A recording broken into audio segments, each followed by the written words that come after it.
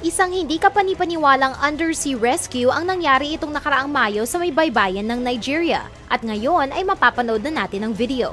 Si Harrison Okene, isang cook, ay ang kaisa-isang survivor matapos tumaob ang kanyang sinasakyang barko may 30 kilometro mula sa baybayin ng Nigeria noong May 26. Noong araw na yon, ang crew ng barko ay nagtangkang i-stabilize ang isang oil tanker sa gitna ng masamang panahon.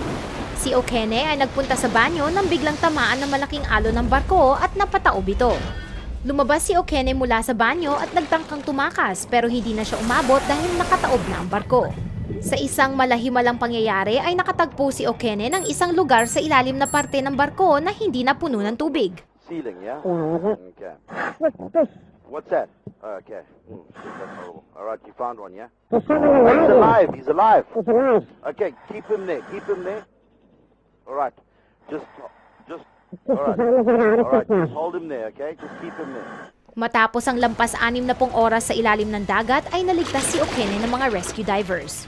Ang salvage mission ng mga rescue divers ay mabilis na naging rescue mission nang narinig nilang kinakatok ni Okene ang pader ng barko.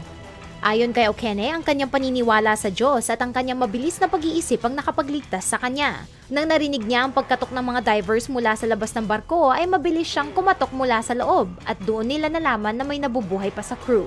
Bukod kay Okene, ang natitirang 11 miyembro ng crew ay namatay.